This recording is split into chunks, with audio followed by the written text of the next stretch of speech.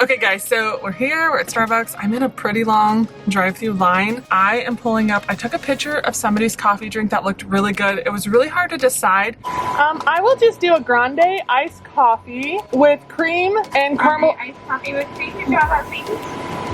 I actually want some caramel drizzle. Okay.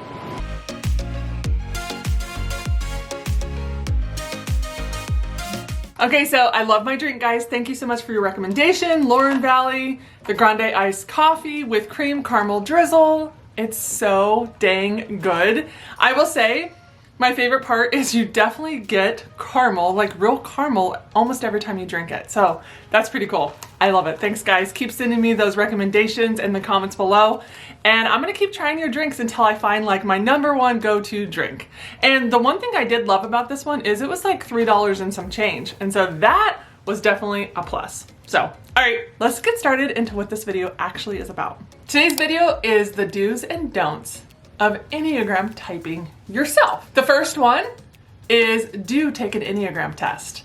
I know there's so much out there on do I take a test, don't I take a test, and I would say definitely take a test. How I use the test in my business is it really helps us narrow it down to at least your top 3. So it eliminates at least 6 of the choices usually. So that is why I like taking tests. And I would say there's quite a few good ones out there. You know, it's not 100% accurate. I don't know. I've heard it's 70%, it's 50%, because no test is 100%. There's always a margin of error in there. And that's why I say that it's going to eliminate usually 6 of them for us. And that really helps us narrow down and figure out our own type. If you're wondering what test I recommend, that video is coming next week, because what I did was I took a bunch of different Enneagram tests to see how accurate they were, to see what their results look like, what they tell you. You know, are you getting what you pay for? Are the free ones just as good as the ones that you pay for? And all of that good stuff. And so that video is coming out next week. So stay tuned for that. Push the subscribe button so that you don't miss that video. And the don't is don't think that your first one is your type.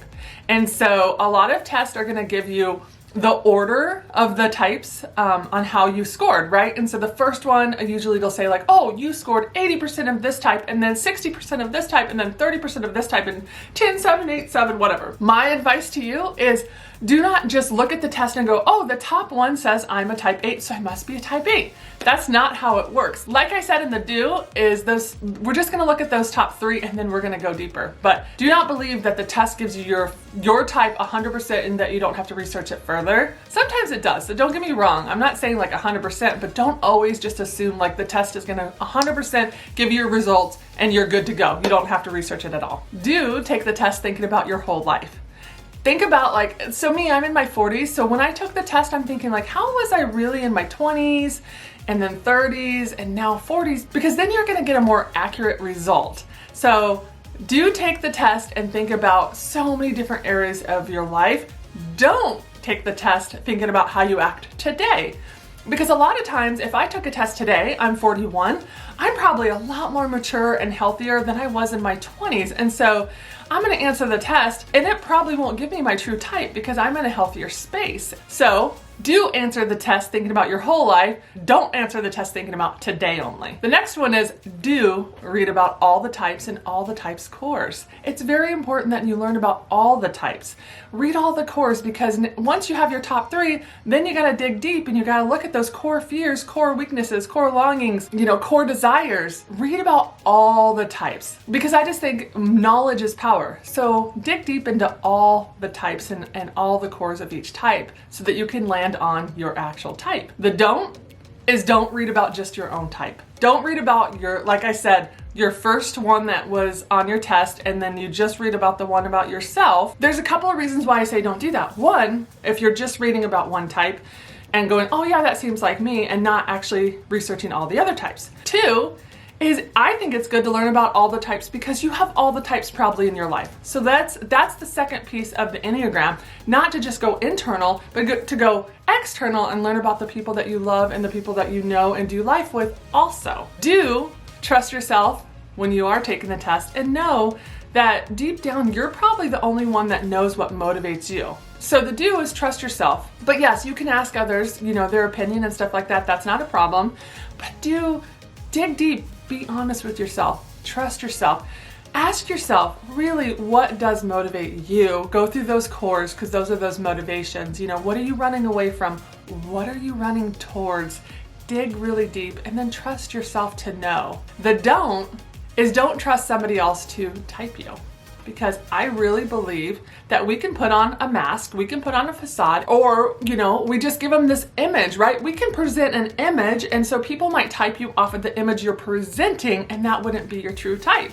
And so while I absolutely believe get those in your life, get help, they can see you, and they can see you with a different view, which is really awesome. But don't allow somebody else to just tell you who you are. That's not how the Enneagram works. That's not the purpose of it. The purpose is for you to figure out who you are, who God made you to be, and look at yourself and learn and grow from all this knowledge and awareness that you're gaining. Okay, last one is do hire an Enneagram coach if you're still struggling.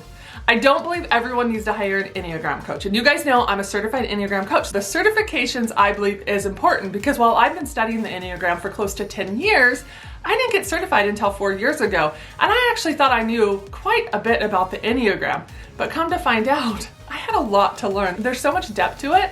You got the wings and the arrows and the subtypes and the triad and all of that kind of stuff, the style of conflict and, all this kind of stuff that goes with the Enneagram. And I believe that you need to find a certified Enneagram coach to help you. Now, I don't even type people. I can tell you my opinion, but I will say, it is based off of what you're presenting to me. And so I really am careful with that, but I can say that I can ask the right questions. I can listen for things that you're not going to hear. And because of my knowledge of all the types, there will be little red flags and little green flags that I'm hearing.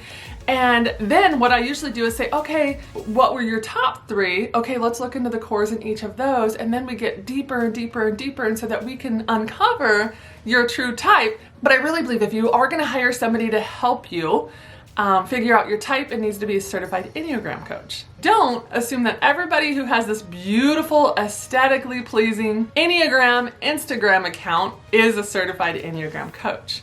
Again, they're probably just researching and pulling some things from here and there and making these beautiful, aesthetically pleasing Instagram posts that we can reshare, and they're fun and I love them too, and I make them myself, so I'm definitely not saying those aren't awesome, but I am saying don't only get your information from those accounts, because a lot of times they're more of a stereotype of the actual type. And because of subtypes and arrows and wings, you guys may or may not know, but in every type there's a countertype. So the countertype doesn't actually look like the type on the outside. And so that's why I'm saying it's really important to get your information from somebody who is certified and can help you figure out your type. So anyways, those are the do's and don'ts in typing yourself. I hope it helped you.